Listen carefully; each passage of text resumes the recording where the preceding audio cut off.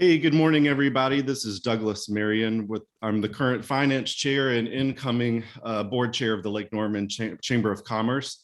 Welcome to our Focus Friday today on February 18th, 8:30 a.m. We've got a lot of people on the line today. Jeff Tarte will be the MC. Joining us are the local mayors for our Lake Norman Chamber. We'll also have got our presenting sponsor of Novant Health. And with Novant, we've got Luke McDonald on the line. Let me see if I can find Luke. We'll bring Luke on the line and see if he can give us an update from our presenting sponsor with Novant Health. Sure, thank you. And good morning, everyone. Just a quick update from Novant. Some good news, finally, to share with you all this morning. As you've all seen and heard, COVID cases continue to decrease across our communities. I believe up in the Huntersville Medical Center, it's hovering somewhere around 20 folks in the facility with COVID right now, which is sharply down from just 2 weeks ago even. I'm sure you've all seen Mecklenburg County Board of Commissioners voted earlier this week to lift the mask mandate that takes effect January 26th. Still encouraging folks to be diligent, especially those who are high risk, not to just trash the masks all together, but still some good news. On national level, the public health was extended another 90 days, so that continues. And something else I wanted to share with you all on the opposite end of town, I was able to attend was our Novant Health Valentine Medical Center topping out ceremony. Just wanted to give an update on that. That ceremony was putting the highest and last final beam on to the facility, and we're expected to open that down in Valentine in, I believe, June of 2023, somewhere in Q2. So that was exciting. If you look on our social media, our LinkedIn pages for Novant Health, you can see some photos and see the exciting progress there. And with that, Douglas, I'll pass it back to you. Appreciate it, Luke. Thanks so much for giving us the update. And thank you to Novant Health for being the presenting sponsor of our Focus Friday. With that, I'll introduce Jeff Tarte as our MC for the Focus Friday series. Jeff, take it away. Appreciate it. Appreciate everybody joining us this morning, and those that are watching now that are a few days later that tend to jump onto our social media posts around the Focus Friday kind of podcast that we do, Zoomcast. Today we have the pleasure of having the mayors from the Lake Norman area with us. I've known all three folks for a long time, and they've been residents for a long time. Rather than me introducing them individually, what we're going to do this morning is we're going to give each mayor an opportunity to take a little bit of time and kind of give us an update on what's cooking in their communities and any thoughts or things they want to share specifically across the region that's impacting all of our communities. With us today, we have from Huntersville, Mayor Melinda Bales. Melinda, appreciate you being here this morning. From Cornelius, we have my mayor, Mayor Woody Washam, who is a lifetime resident, literally born and raised here in Cornelius. Mayor, pleasure to have you with us this morning. And from Davidson, we have Mayor Rusty Knox, and actually Mayor Knox's family are some of the founding members that go back into the 16 and 1700s of the region. So your family's been here literally forever. With that, Mayor Knox, I'm going to turn the floor over to you and let you start with an update on Davidson, if you would be so kind, sir. Thanks, Jeff. I appreciate it. And I appreciate the chamber doing this. We have not done one of these in a while with the three mayors, and I welcome our new mayor with us, Melinda Bales, who is not new to the scene but is new to the position. All of us since November have had a dynamic shift in our boards. I've got three new board members. Three of my sitting board members chose not to run, so I've got Ryan Fay, Tracy Madison Brandon, and Matt Dellinger as our new commissioners. Matt was actually chair of our planning board. So I'm really excited about that. We are getting ready to do our 2-day mini retreat, March 3rd and 4th which will give us a better chance to look at facets of our comprehensive plan as we move forward. And part of that comprehensive plan was sustainability. And we've chosen this year to not go very far from home with our retreat. We're actually going to be in Charlotte working with their sustainability department to look at measures that we can do on a different scale here in Davidson to look down the road at, and you've all heard the dialogue with e-vehicles for fleets. I think the big buzzword right now is for battery operated backpack blowers. And you know, we're going to look at that. I mean, they're expensive. They are much quieter. They are not as efficient. So, you know, that technology is changing, but that's one of the many things. I mean, we've had suggestions from residents about everything from community bee gardens and pollinator gardens like that to, you know, different types of recycling facets that we aren't currently using. Everything from mulching and things like that. Since we don't have a leaf truck to pick our leaves up, we're looking at, you know, what can we do with the leaves that we generate in town? Can we use those in some kind of community composting thing for community gardens? So, you know, there's a lot of things that we're going to be discussing in the retreat. Some of the other stuff that's happening in town right now, we are within less than 2 months of getting the final acquisitions to connecting our greenway from Fisher Farm to Narrow Passage, which you know, connects to River Run. So that part of our greenway will be complete then. And as we move forward in this coming budget year, we are looking at the connection from Summers Walk to River Run. That's one of the few connections that we have. A couple neighborhoods, Davidson East, Summers Walk, and Davidson Point, which is in Iredell County, that are not connected to town. And those residents are paying town taxes and need to be connected by something other than a blacktop. So, you know, we're looking at the process for expediting that greenway connection from Summers Walk to River Run. And then down the road, we'll be looking at a connection for Davidson Point coming in from the north to the south to Davidson. Tuesday, I got to tour the new town center.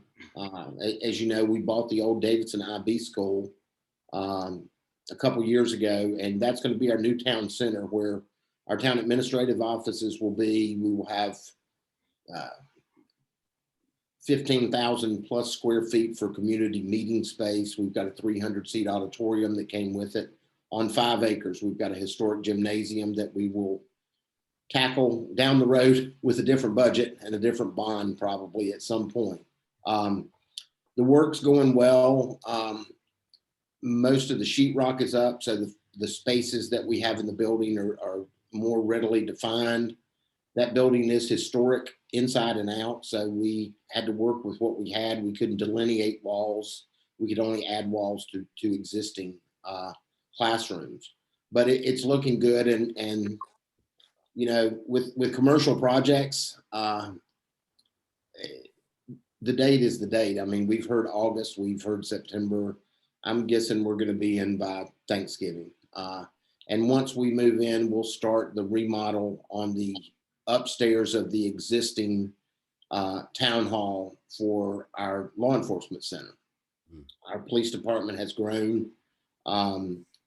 We are currently very close to full staff right now. Our police officers just finished a 2-day pretty intensive classroom program on community policing at town hall. So they've been, it's nice to see. I'm used to seeing our police officers at shift change, but to see them all in the same room at the same time, it's good. And that was a pretty hearty discussion in class that they had on community policing. Fire department update. We sold our old ladder number 1 to Steel Creek Fire Department. We did a bid process and we're able to sell that.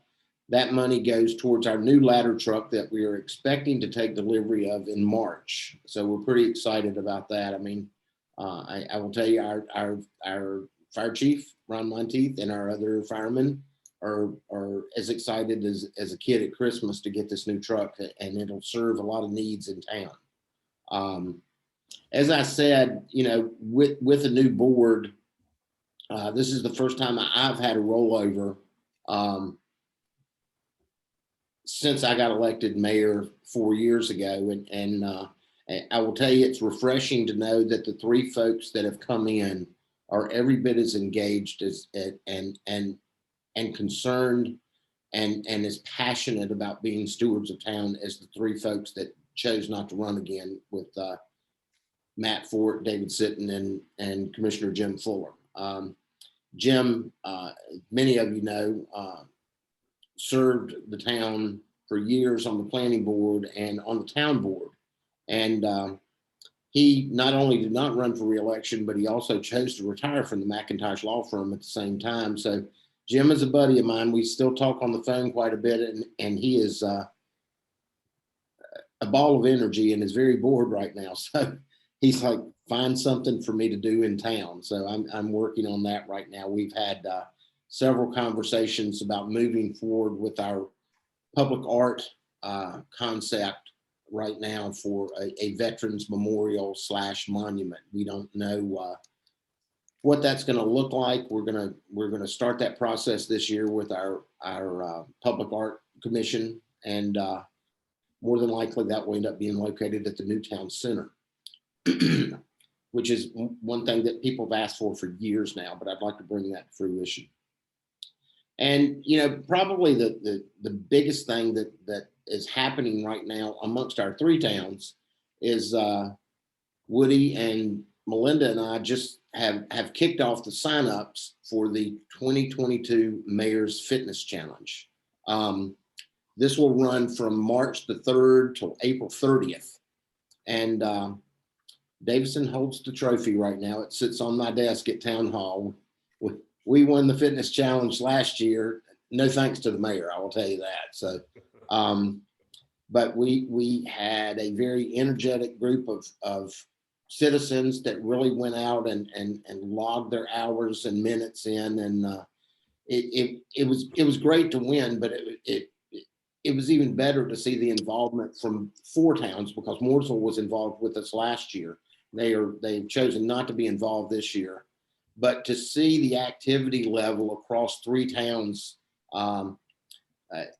this was a great concept when it started. I didn't know where it was going to go, but I honest to God, did not realize what kind of interest it was going to garner. And it was great to see that many people. I mean, when you looked at the numbers of people that were involved, it was amazing. So again, I'm excited about the fitness challenge. We did a little promo video last week. I can't wait to see how bad that actually is when it comes out. We did it in one take, and I told Melinda and Woody, I was like, you know, I hope that doesn't go out on a Visit Lake Norman feed or something like that, because people might question with these 3 mayors, do I really want to be in that area or not? So, but it was this is going to be exciting. So. And with that, Jeff, that's pretty much an update of what's going on in town right now. We are still suffering the same problems everybody else does. DOT doesn't have a budget to help with our highway projects, and we do have a lot of stuff that's coming out of the ground right now. We're getting ready to start a roundabout on Griffith Street, which will be Davidson's 6th roundabout. We're bound and determined to make sure that everybody knows how to drive in a roundabout. So we figure the more that we can put in Davidson, the more apt people are to learning how to drive in them. After that, next spring, we've got another roundabout out at Robert Walker Drive and River Run that will go in, and that will be our 7th and hopefully final. You know, we've got a little economic development going on right now, but everything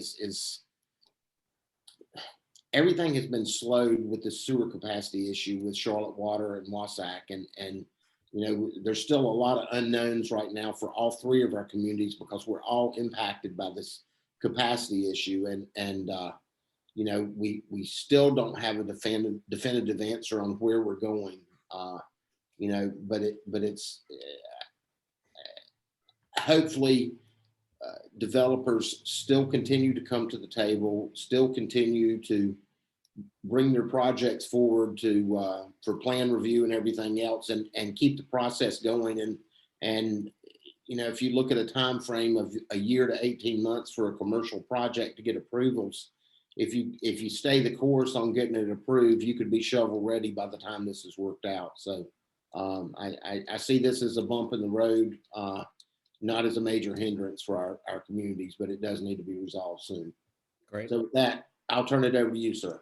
All right, Mayor Knox, appreciate you you know, one thing I want to say before we move on. First of all, you mentioned Jim Fuller being available. We go to church together. We can bury him with things to do, so we don't need to worry about stuff at town hall.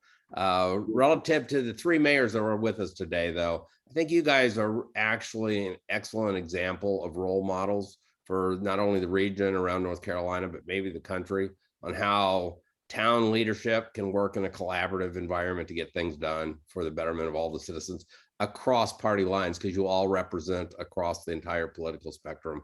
And I think it speaks well. We always hear the negative and how everything's you know, a cancel culture and stop the other side. Very different environment around here. And that I think all the citizens and business owners appreciate you guys working collaboratively for everybody's benefit. Mayor Knox, I know you also have another appointment coming up shortly. So whenever you need to jump out, we again appreciate you for being here. Mayor Bales, with that, I'm going to turn it over to you, please. Thank you very much. Oh, You're good. I'm good. You can hear me. I had a pop up. Yes, I thank you for the opportunity to share what's happening in Huntersville, and then of course across Lake Norman. You know, Huntersville, just like Cornelius and Davidson, had a little bit of a shift. We welcomed 3 new commissioners to the board, and we are continuing to work through how we're going to work together. And I think that we will ultimately settle in, but we do have our board workshop on February 28th and March 1st. And we're going to sit down and talk about a lot of our issues that are affecting our community. One of the topics that we will be discussing will be a potential bond referendum. And so I look forward to seeing how the Huntersville board works through that as they digest all of the information that will be put before them. But you know, a lot is happening in Huntersville. We are moving at lightning speed. And we have a downtown steering committee currently updating our downtown master plan. We, as you heard from Mayor Knox, we have the Mayor's Fitness Challenge that is kicking off. And I would challenge all of you, regardless of the town that you sit in, to join us on March the 6th. It's a Sunday at North Mac Park from 1 to 3. That is our kickoff event. And so I know all 3 of us will be there, so come join us.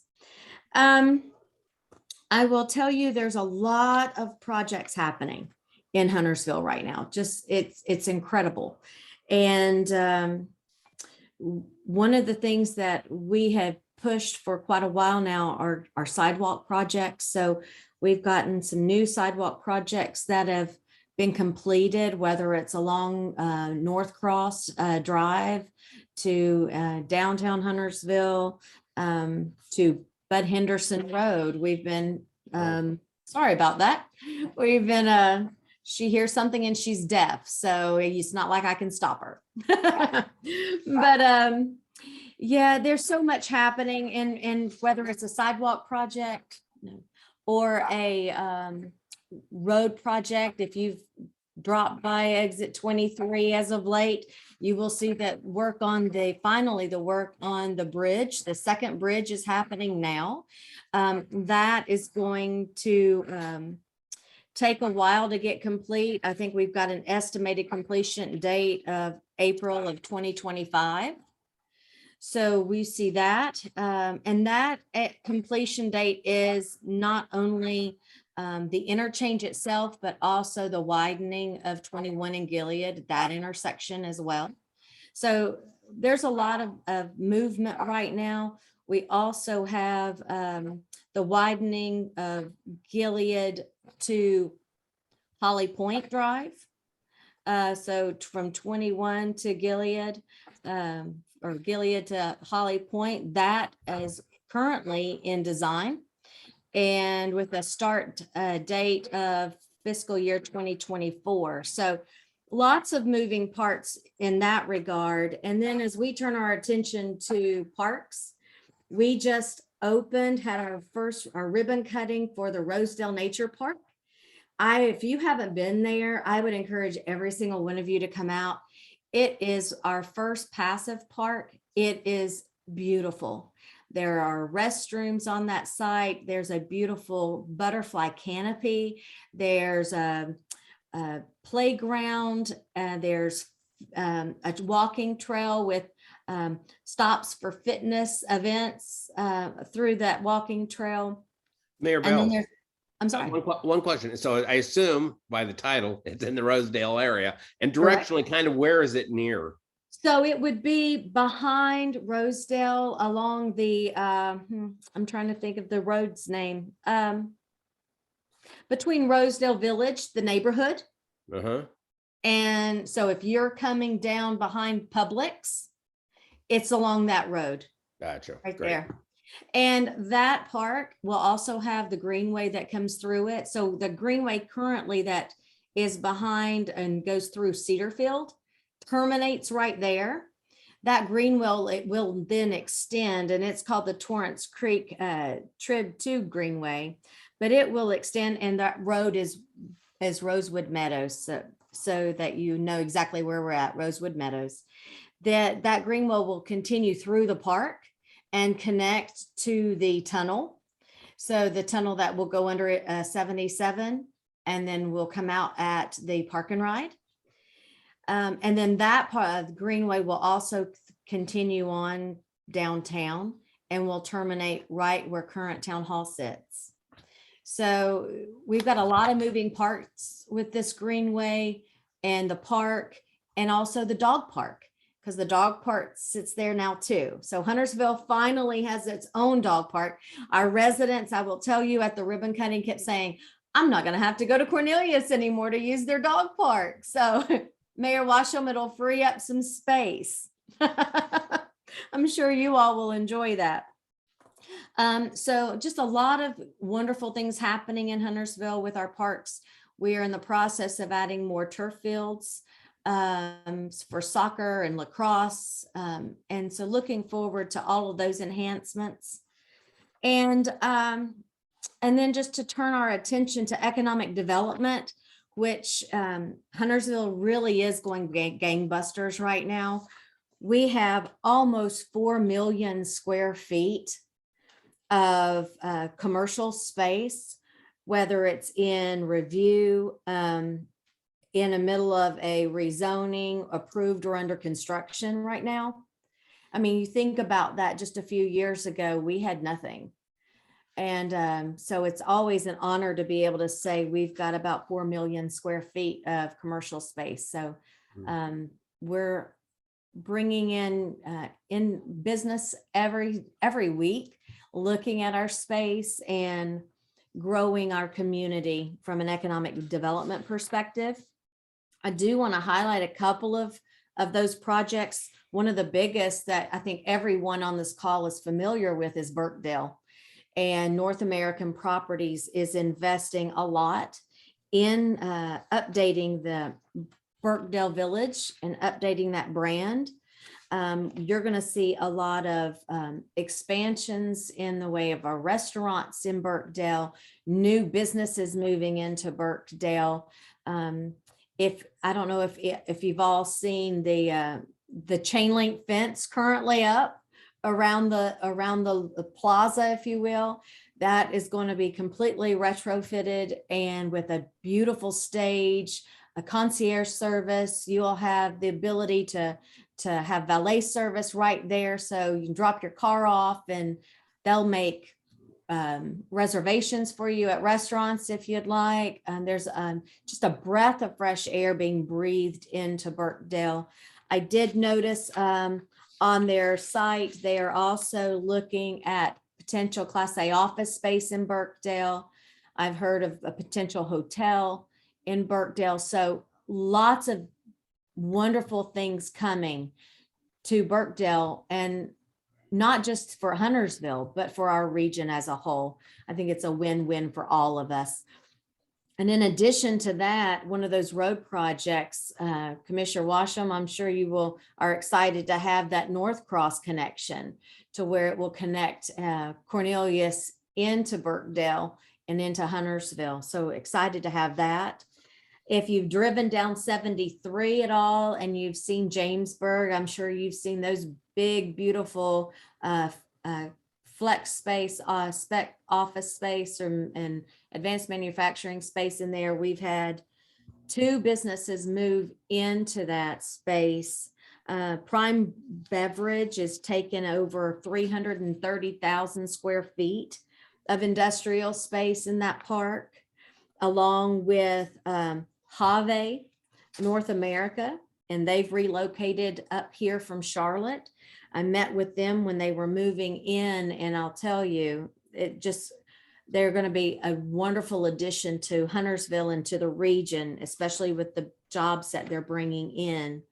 But I just can't say enough about our Lake Norman EDC, who works on behalf of all of our communities. Doing so much in the area, from making sure that our sites are ready in all 3 towns, to workforce opportunities, workforce development. We're actually getting ready to do it's called Journey 360, where all 3 of our area high schools are sending 25 students to tour some advanced manufacturing sites in addition to CPCC, so that they have an opportunity to see how it all connects, thus the Journey 360. So from their high school education to job opportunities across the board and in a variety of departments, to how can they get those jobs and what does it take to get them. So lots of opportunities in all 3 of our communities. I think that it is an incredible place to be right now, which is sitting right here in Lake Norman, in any one of our towns. I am honored to be able to represent Huntersville, and I truly enjoy working with Mayors Knox and Washam as we continue to move our region forward together. And with that, Mr. Tarte, I will hand it back to you. Mayor Bales, appreciate it. You guys have truly become the metropolitan area of kind of the Lake Norman area. I remember when we first moved here, Cornelius was about 2,600 people. I think Davidson was around 4,000 people, and believe it or not, Huntersville was also about 2,600. With you guys fast approaching 70,000 people in the Lake Norman area, going over 200,000 people, it is amazing transformation and well planned by the boards and cities going forward. So don't go away. We got lots to follow, hopefully with a little bit of Q&A after. Mayor Washam, I know you don't have anything at all going on in Cornelius. This will probably be a boring report, but I'll turn it over to you next. We do. And thank you so much, Jeff. And thank you to the Chamber for hosting this. It's always great to get together with my fellow mayors in North Mecklenburg. We really do have a good relationship with each other, and we have for years, and it's great to work together with them for the good of our region. So that's been a fun, definitely fun part of my job. Well, as I go in my 3rd term, I really think of you, Jeff. I think you're one of the reasons I got into this mayor's job in the first place. I was thinking blame me years ago. But it is a lot of fun. It's something I definitely enjoy here in my hometown. It's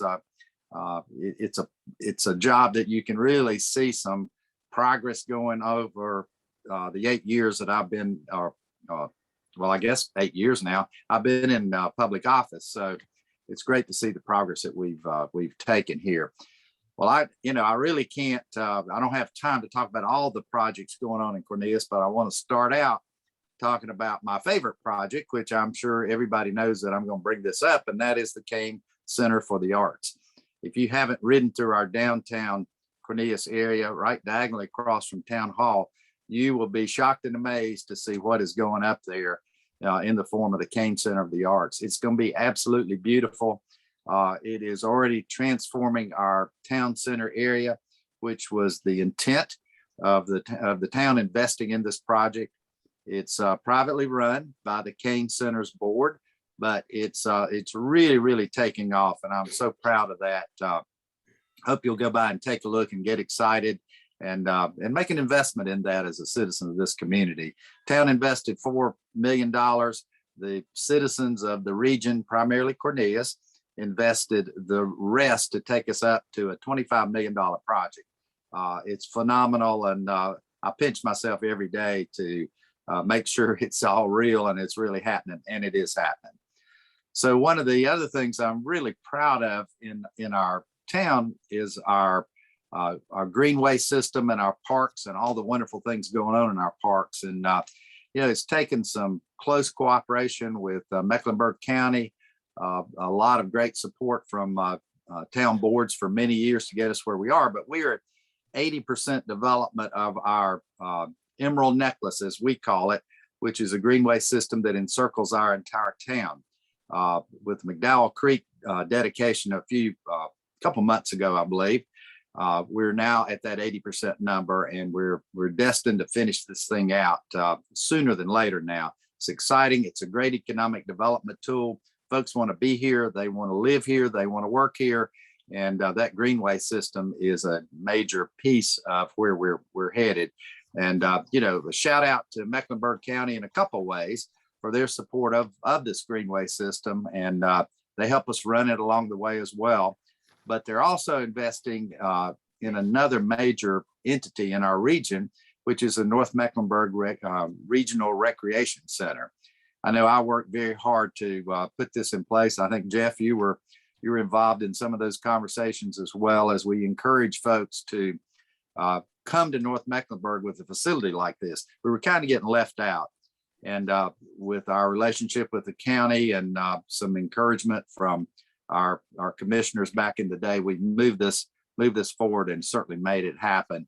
And again, if you ride up and down 115 near Energy United and look to your right, if you're going south, you'll be amazed at what's going up. 80,000 square foot, beautiful, beautiful building, which will be opening in March or early April, as it appears right now. Also, the other thing that we're in full swing on is probably the most important thing that me and your board and your staff work toward every year. It's a reoccurring thing that really never stops, and that is our budget process.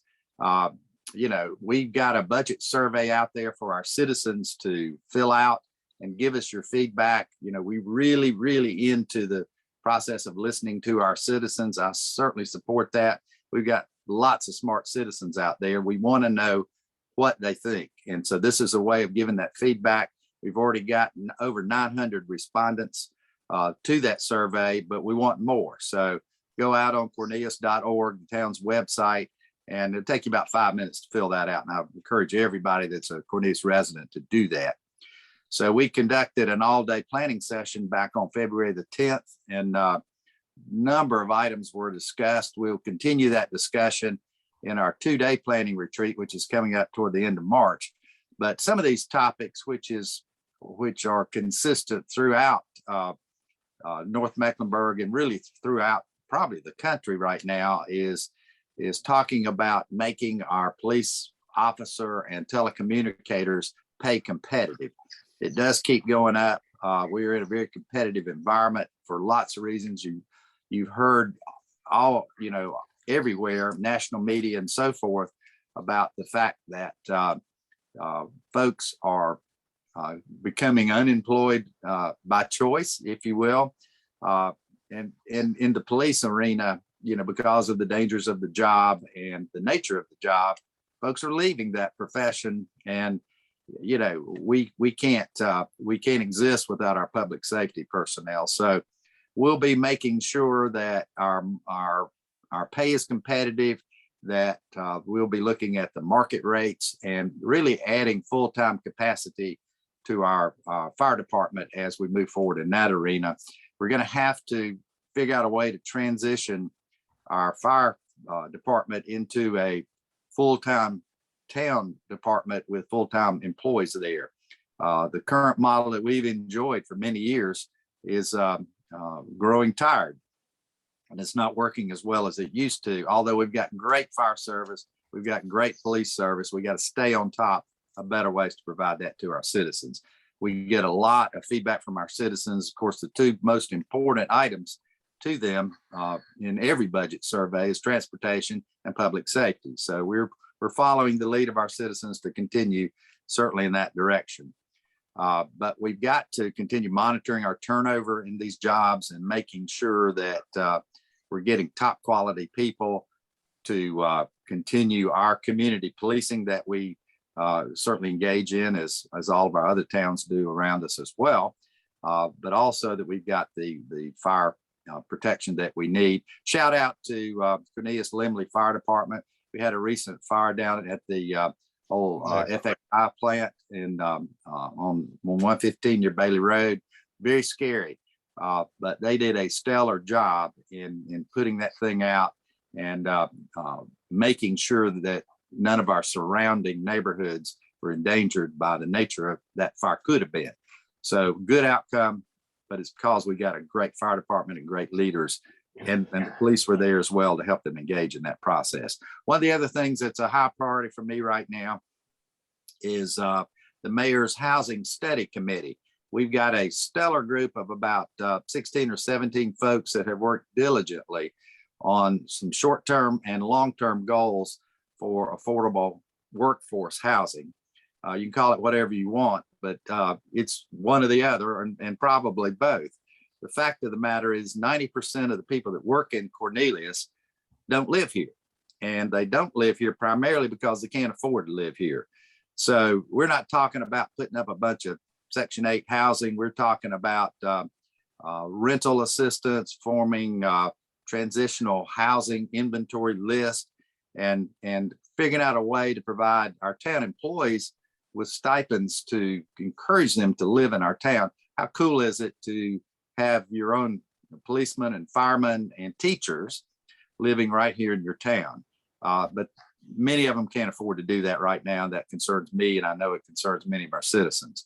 So now we're moving into the town board's approved the short-term recommendations to move forward with the formation of a CDC for Cornelius.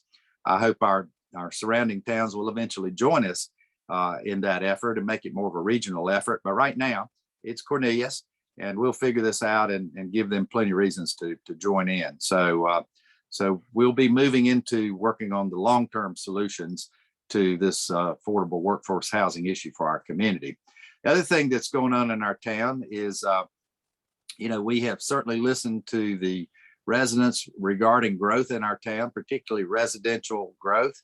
And we have added, which I've certainly signed and agreed with, a growth management resolution that really calls for more mindful and considerate development, going on in our town. We don't have much land left in Cornelius. We're pretty developed out, and what we do have left, we got to get it right. And that's a sure statement I think every one of our commissioners will agree with. We've got a good board. We've got 3 new folks that come on board and were sworn in December. They join a couple very experienced commissioners, and that's blending together very nicely. One of the things that we're doing in addition to that is we're forming a growth management committee, if you will, which will basically help work and give us feedback as we move toward looking at our land use plan and making any adjustments where it makes sense to do that. So that will be moving forward. Initial recommendation was that we move forward with a group of about 13 people. We'll see how it turns out. And several of our commissioners are working on this, and I'm sure they'll make some good recommendations as we move into the future with this growth committee. So as we evaluate this growth, we'll also be pushing hard for our 13 NCDOT approved road projects. That is unheard of in a community of our size to have that many projects moving forward. And I'm sure that Senator Tarte, during his days as our senator here, had something to do with helping us to build it to that level. But we've been left out a lot, and we don't intend to be left out anymore. And these projects certainly include, I can't list them all, we don't have time, but certainly include Catawba Avenue. That project is underway as it relates to buying right of way. It'll move into utility relocation later on this year and next year, and actual construction will begin in 24 and hopefully be done in 26 to 27. So exciting news there. So get ready for the orange barrels, folks. But there's a lot more of those projects all over town. There's 6 actual of those 7 that are already beginning in the utility relocation phase. 6 of those are scheduled to begin in 2023 with actual construction. So like I say, orange barrels, here they come. Great things going on in Cornelius. I'm proud of our town. I'm really proud of our AAA bond rating that we just received recently. It says a lot for the financial stability within your town and the way your town's run. I want to keep it that way. That's an important priority. It says a lot when outside resources rate you at that level. And it also helps in our borrowing needs. And we've got a lot more debt scheduled to come on our books, which is both concerning and a good thing, because that'll allow us to move primarily some of these road projects ahead. So with that, Mr. Tarte, I'll turn it back to you. Mayor Washam, thank you very much. Well, we've got a list of things. So just to know, we'll take a break in about 2 hours, a break for lunch and come back. No, you guys have got an amazing number of things going on. Let me start, a couple things real quick to throw out there. You both and Mayor Knox has had to leave, but all 3 towns are getting ready to start their budget retreats.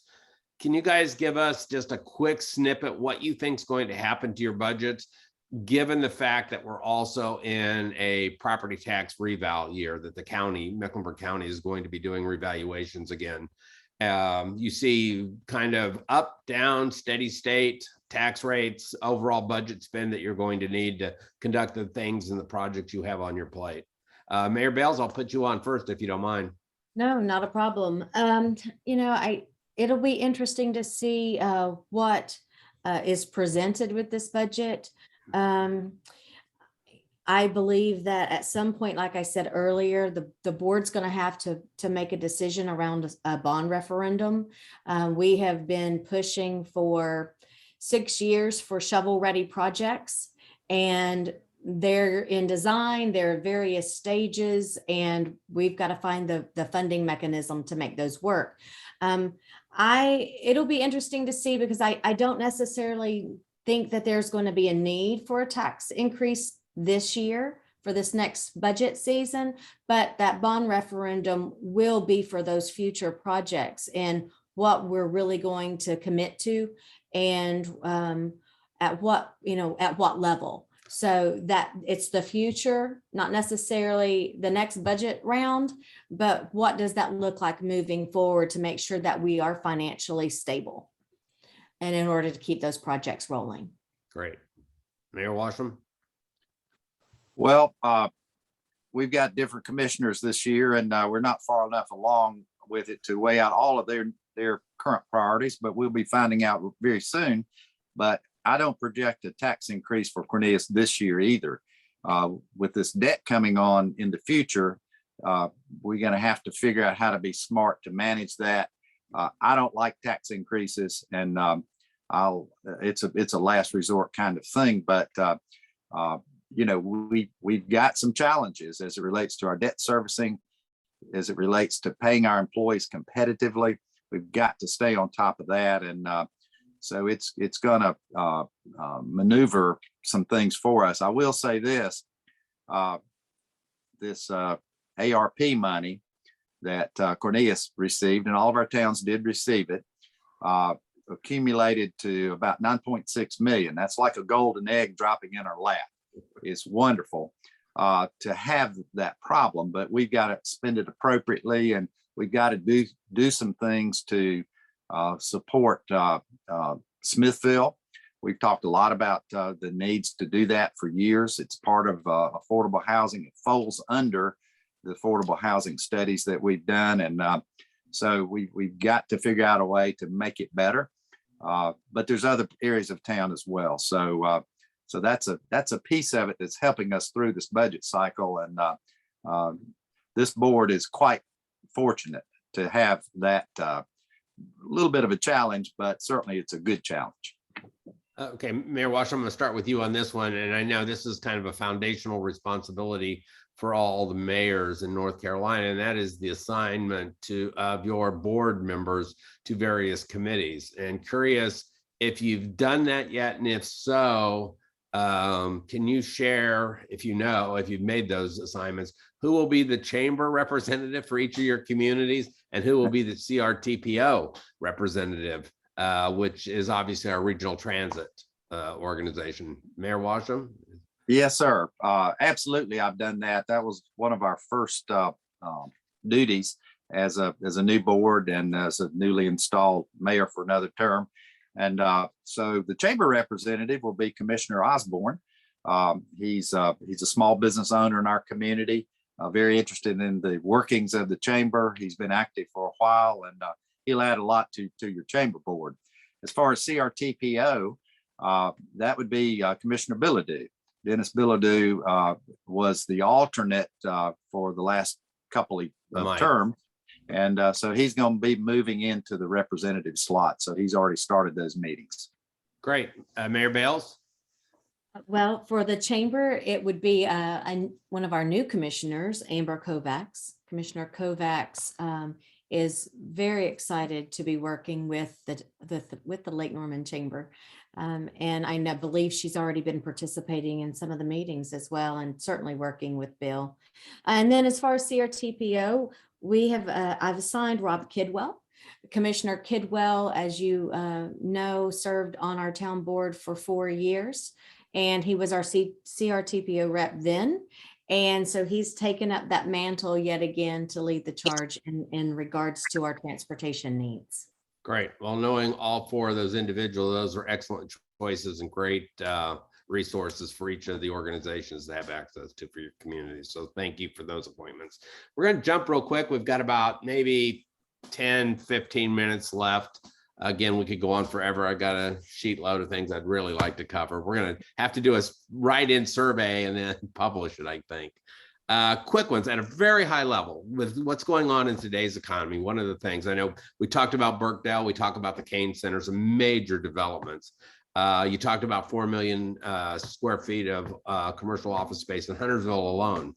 But one of the things that's going on in this new quote gig economy is the concept we're seeing across the nation. Well, two things impacting us. The Great Resignation, which you sort of referred to, Mayor Washam, earlier around public safety officials, fire and police. But the bigger concept is this whole work from home, that more and more businesses see less and less need for bricks and mortar. How do you guys see that impacting development and businesses and bricks and mortar efforts? And I'll let you chime in either way, please. Well, I'll jump in on that one because I think the work at home phase is winding down. We were in a meeting yesterday with all of the county mayors down at Burkeville, and the Bank of America is requiring folks to be back in the office. It's a date in March. I can't remember which one. I think it's March 1st. Wells Fargo is requiring workers to be back in the office on the 15th of March. So that trend, I think, is moving in that direction. Will it ever be back totally like it was? Probably not. But folks are going back to the office, and that's for sure. So I think we'll get back on track for work in the offices. Folks really want to be in a place where they can walk over to Starbucks or walk and get a sandwich or whatever. You can't do that when you're at home. So the social environment, I think, is certainly important to many of the workers, and I think folks are ready to get back. Mayor Bales? Yeah, I actually agree with Mayor Washam. I think there's something to be said for the creativity that happens when you're sitting in a room with someone else. I don't think these Zoom calls are going completely away. And I think that there's a place for this type of environment. But I do wonder, what is that genuinely going to look like, 3 years from now, 5 years from now, 10 years from now? Because I think people get too secluded when they're sitting in their home offices. People need that ability to have that human touch, if you will, to make sure that their work is on target and that they're continuing to be creative and thoughtful as they're moving their businesses forward. And in particular for Huntersville and our region, North Mecklenburg is a hot spot for advanced manufacturing. You can't do that at home. You have to be, you have to be in a building with other workers. So, there's a time and a place for it. But I do think that you'll see the trends changing. I do know that the EDC is updating their workforce housing study that was done in 2018 to try to factor in the travel and who's actually staying in our communities, who's still traveling to Charlotte or other areas within the region for work. So it'll be interesting to see what that update looks like for us. Okay, so on a related issue that has been created due to COVID, due to kind of work from home environments that we've seen, curious if the towns address this issue or have a need to address this issue or just stay away from it, and then just any personal thoughts around the entire mask mandate issue. Because the governor, as a lot of us know, recently announced, like yesterday, he's recommending the lifting of mask mandates. The General Assembly passed a bill yesterday, I think in the House and Senate. It hasn't gone for ratification, I don't believe, but to allow schools and parents the option to mask or not mask their children over decisions by LEAs and schools boards like CMS. And I know county, as somebody had mentioned earlier, had passed lifting mandates yesterday. So curious where you all are as within your communities and your thoughts around mask mandate going forward as they get lifted.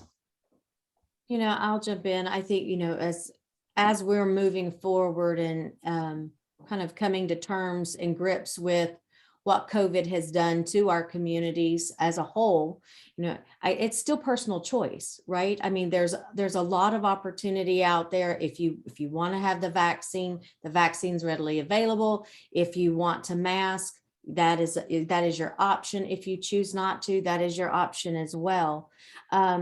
I will continue to encourage our community to do, what they feel is right for them and for their families.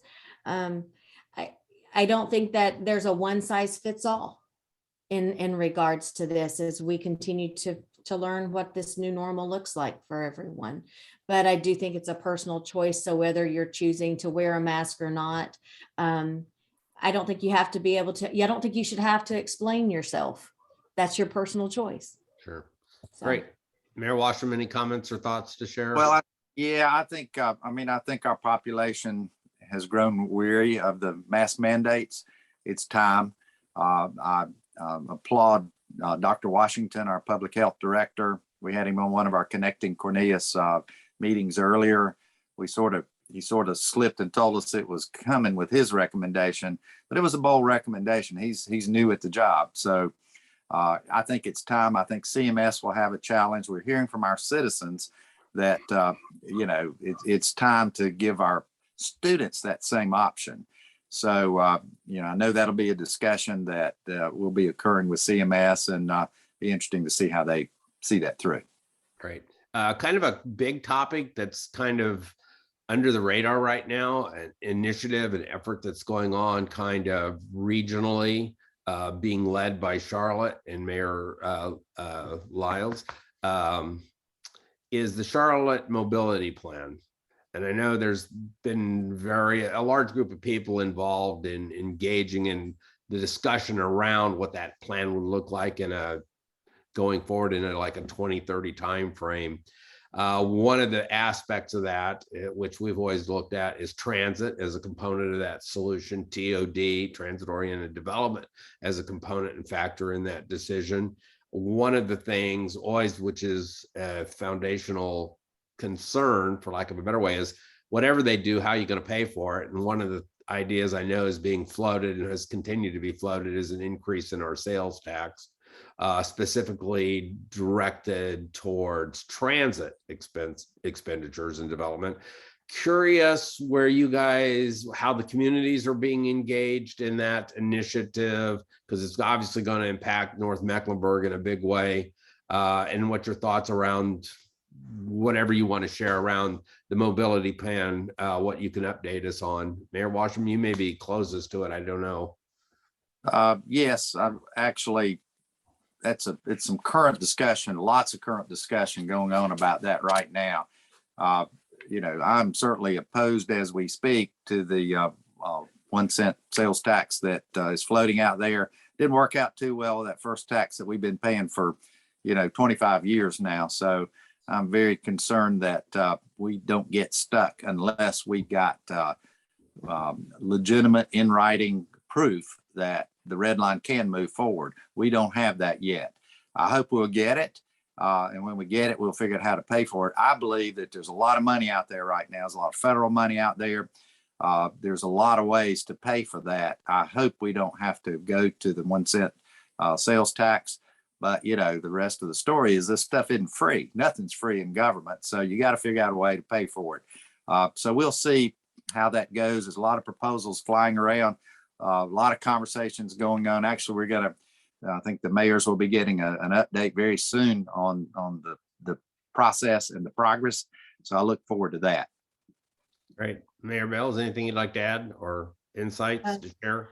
Well, I would just say that, and I believe that Mayor Washam, Mayor Knox, and I are truly in lockstep in the fact that as of right now, there is no plan for the red line funded plan.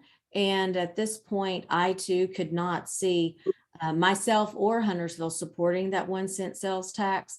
We're going to need to see a in writing funded.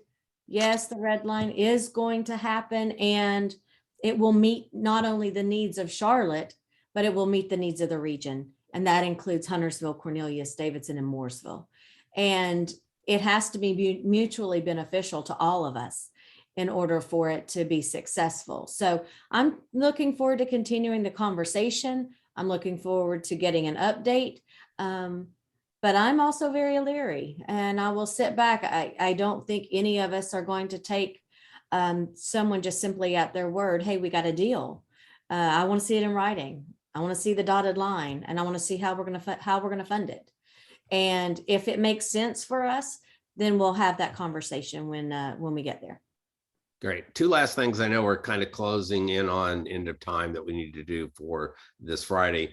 Two topics that I'm going to throw at you guys because they're things that you have no control over directly.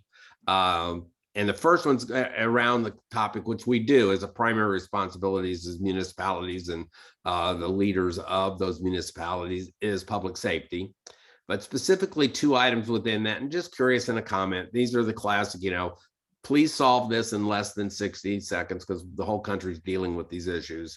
One, on a more micro level, is the pedestrian and bike safety in our communities as we become more, bike friendly, more pedestrian friendly, and yet we just continue to see accidents and deaths and casualties. How do we address that? Thoughts, and are your boards thinking about that?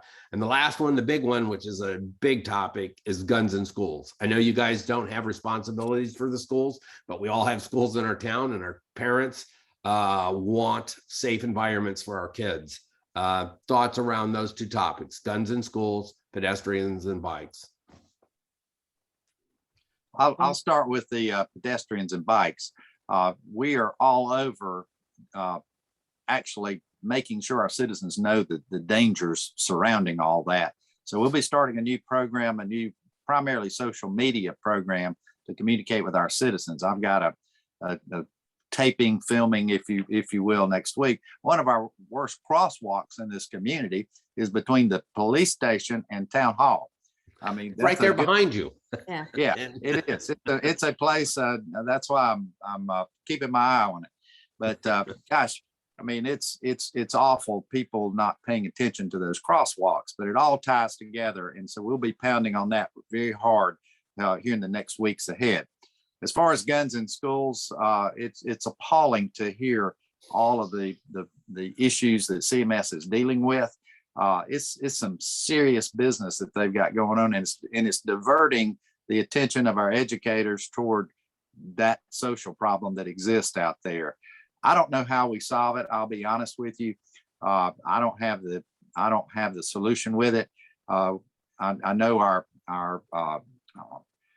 police chief is working with the officers that are in the schools to make sure that they have the right kind of relationships, but we've got issues as it relates to that. And, you know, I'm certainly committed to do what I can, but honestly, I think it's just out of hand right now. And it is, as you said, Jeff, it's not a Cornelius problem or Huntersville or Davidson. It's a national issue that's very, very concerning to all of us here. And so, you know, we'll see. Anybody's got any ideas out in the chamber world here today, you know, please communicate it with us. All right, Melinda. Yeah, you know, is in regards to pedestrian safety, bike safety, one of the things that we've been doing is installing some crosswalks that have lights that blink, right? You get that opportunity to catch that driver's attention, so that we are in the process of installing one right on Gilead in downtown to cross over right at Huntersville Elementary School. Just passed through there yesterday and saw them putting in the foundations for those, which I think is very important, especially as we continue to try to encourage drivers to stay off of these. Don't drive with this in your hand, and pay attention to the surroundings that within our communities. The greenways are obviously a huge asset, because it takes the walker, the biker off of the beaten path and still gets them across our community in a safe way. So those are a couple of things that we have been working on in regards to gun safety. You know, yes, we do not have control over our schools. With that said, we all fund our school resource officers. And I've had conversations with our chief about the addition of school resource officers and the needs that we have in our schools. And we're going to have to continue to work with CMS to fund those initiatives, because providing one SRO in a school of 3,000, those odds are not promising. I think that we've got to take a more proactive approach, whether that's, I know CMS is looking at a possible metal detector experiment, if you will, taking a couple of pilots, taking some schools and possibly installing those and seeing how that goes. I think it's not a one change is not going to make that difference. It's a multitude of changes, and it's getting in front of those kids. It's working with the parents. It's getting out into the community. It's all of the above that we have to acknowledge that as a community, we also have to take ownership. We can't just point those fingers at CMS or a school and say, you figure it out, because those families are part of our community and they're looking at all of us for solutions. So as Mayor Washam said, if you've got an idea, throw it out there to us, because we'll certainly run that up the flagpole. but these are important topics for discussion, and these are important to our community at large. Well, the next half hour, appreciate that, Mayor Bales. The next half hour is going to focus on redistricting and map drawing. But given the time that we have left, everybody is paying attention to it, given what's going on at the General Assembly even yesterday. But let me ask both mayors, any last comments, anything you want to share as we close the session out this morning? Mayor Bales? Well, I would just say I'm hugely appreciative to the Lake Norman Chamber and for hosting this forum. It gives us an opportunity, whether we're sharing or whether we're sitting back and listening to one of your other guests. It's always informative. It's always a pleasure to be with you. I would encourage everyone on this call to yet again joining us on March the 6th for our Mayor's Fitness Challenge. I don't know about Mayor Washam there, but you know, Mayor Knox just can't keep that trophy. It's just not going to be acceptable. So yeah, I've decided that's going to look good on my desk. So I see. I'm thinking the same thing. yeah, So, but come you know, join we've got, you know, I'd wrap up by saying, Jeff, we've got 3 great towns, and actually 4. We're With working more with Mooresville. Mooresville on a day-to-day basis. They're part of our region, and we've got a great relationship, and we communicate well with each other. So you'll see and hear a lot about that. I would encourage the chamber to play a lead role in pulling us together. I think you'll see your 4-town dinners and gatherings come back together as we move out of COVID, and we'll continue talking to each other. And we appreciate the encouragement from the chamber. We appreciate the ability to provide dialogue together today. So thanks for inviting us. Well, mayors, and this includes Mayor Knox, even though he's not with us. And we are very fortunate to have the types of skill sets and experience and willingness to work together and serve our communities. You guys do great things, spend endless amount of hours that people don't have a true appreciation for, and really not compensated. This is, you know, really the ultimate in public service and helping give back.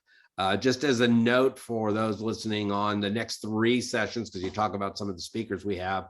March, we have Trey Rayburn is going to be our featured guest. He is the president of AT&T North Carolina, talking about 5G technologies, talking about data privacy, cybersecurity, and issues that impact all of our businesses.